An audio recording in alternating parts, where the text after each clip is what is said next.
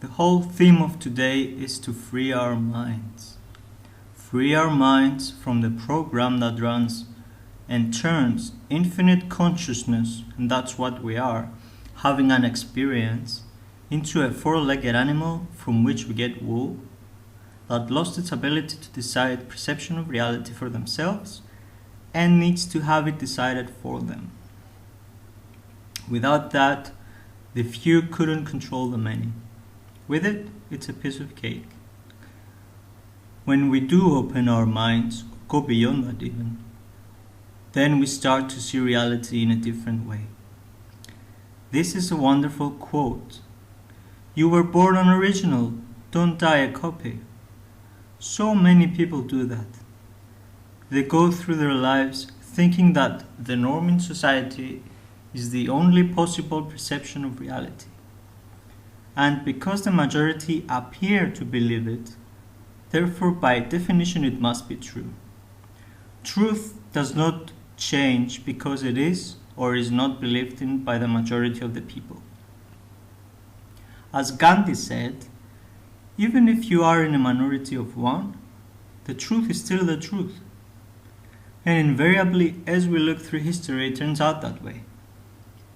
It is the people who have challenged that have moved us forward in terms of our understanding of who we are and the nature of the world in which we live in. We live in a world of conflicts and war and famine, where a few people control and hijack the wealth in the expense of the majority of the people. We live in a world which, take a step back, take a deep breath, look at it again, is utterly bloody insane, and we are asked to believe, and so many people do that, we are somehow at the cutting edge of human evolution. We are nowhere near the edge of what is possible and what is there to be known. But the norms are very powerful, especially when, from cradle to grave, we are constantly manipulated and confused with contradictory information that, when we challenge it, we ridicule and laugh at. Another quote from Michael Elner. Just look at us. Everything is backwards.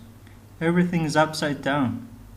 Doctors destroy health, lawyers destroy justice, and universities destroy knowledge, governments destroy freedom, the major media destroys information, and religions destroy spirituality. So we live in an upside down world. Why? Because all the way through our lives we are given instructions and the world is turned into a maze of confusion. And it's done so that is to keep us from these simple truths, because complexity is there to stop us finding those simple truths. But when you connect the dots between apparently unconnected people, situations, organizations, world events, you then start to see how they fit together.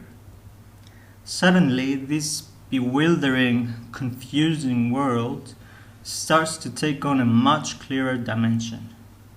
Because only by connecting the dots over a vast range of subjects and situations and people can you start seeing why the world is upside down, why it is as it is, and crucially, behind that complexity, behind those smoke screens of complexity, why behind that is an amazing revelation of who we are and the nature of life, when you start to realize the difference between who we are and what the experience is telling us who we are manipulated to believe that we are.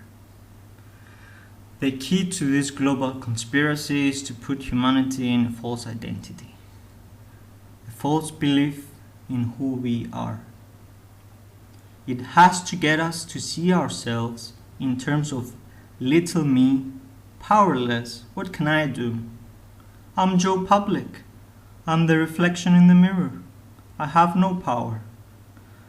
When in fact, we're infinite consciousness having an experience as Joe Public.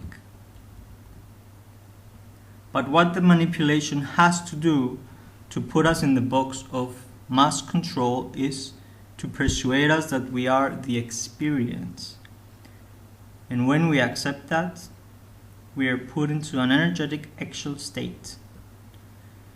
Instead of accessing the infinity of knowledge, understanding, awareness, love, and compassion, knowing that it is possible to access, we close our minds and we operate on a fraction of who we are.